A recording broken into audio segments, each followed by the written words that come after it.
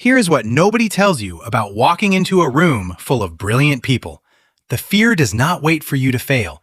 It shows up the moment you succeed. A young woman lands in Reykjavik with 2 government scholarships in her hand, more funding than most of her new classmates, and within days, she is asking herself the same question that has followed her for years. Does she actually belong here, or did she just get lucky?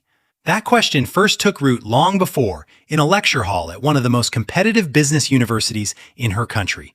Around her sat students who had come from elite academies, the kind of classmates who seemed born knowing the answers. She felt certain she would never catch up, no matter how hard she worked. Later, when graduation came, her friends filed into the paths everyone expected: prestigious accounting firms, global consulting houses, management trainee programs at multinational giants. She went a different way. She joined a startup with 3 people and a laptop, and for a long time afterward, she wondered if she had made the wrong choice while everyone else walked the safer road. That feeling has a name. Psychologists call it impostor syndrome, first documented in 1978 by researchers Pauline Clance and Suzanne Imes. They believed at first that it only affected high-achieving women. Decades of further research proved them wrong. It crosses every border, every culture, every industry. Recent estimates suggest the vast majority of people, regardless of where they were born or what they have accomplished, will feel it at least once in their lives. So how do you know if you have felt it?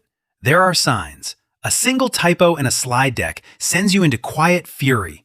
Good feedback makes you suspicious, as if people are simply being kind. Success feels like an accident waiting to be exposed. Opportunities appear and you wave them off, convinced you are not ready. You over-prepare for everything, set standards no one else would demand of you, and sometimes you simply stop climbing because some part of you is certain the next step will finally reveal that you never deserved to be there in the first place. If any of that sounds familiar, you are standing in a very crowded room. Every university has a top student secretly certain they are a fraud. Every office, from Singapore to Sao Paulo, has a manager waiting for the day their team finally sees through them. Even Albert Einstein, a man Time magazine once named the most influential figure of the 20th century, admitted he felt almost embarrassed by the attention his work received, as though he had not earned it. Left unchecked, this feeling does not just linger quietly, it reshapes decisions. People stay silent in meetings rather than risk sounding foolish. They turn down promotions. They avoid the leap into a harder job, a bigger stage, a riskier idea, because some invisible voice insists they are not enough. Over years, that voice can quietly cost a person their own potential. There is no cure for it, but there is a way to live alongside it, and it starts with something deceptively simple: finding out exactly where you actually stand. One way is to face it head-on. Ask the people around you directly. Ask your manager how you are really doing. Ask your colleagues, your interns, the people who report to you. The first few times, it is uncomfortable. Criticism feels like confirmation of your worst fear. Praise feels like people being too polite to tell the truth. But do it enough times, and a clearer picture starts to form, one built on evidence instead of anxiety. The second path is building self-awareness. When she moved abroad to study finance and investment, she knew almost nothing about the subject. Her classmates, several years younger, had studied it since their first year of university. So she told them plainly, "Teach me like I know nothing."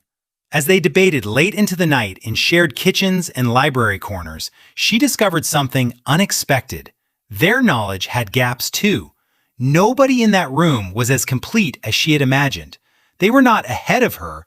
They were simply learning beside her, each one quietly filling in pieces the others were missing. The third path is acceptance, not resistance. These thoughts will not disappear, but you can stop asking them to leave and start asking whether they are speaking logic or fear. And somewhere inside that question sits the answer to what you actually value and what you do not need to be perfect at in order to move forward. Her first day at one of the largest financial institutions in the region, she sat in a meeting where colleagues from around the world spoke in rapid technical shorthand she had never heard before. She went home that night and searched, quietly, what is credit risk? What does a bank actually do? Why do people lend money at all? It felt humiliating at the time, but she reframed the question. She had not talked her way into that room. Someone had chosen her based on something they saw that she could not yet see in herself.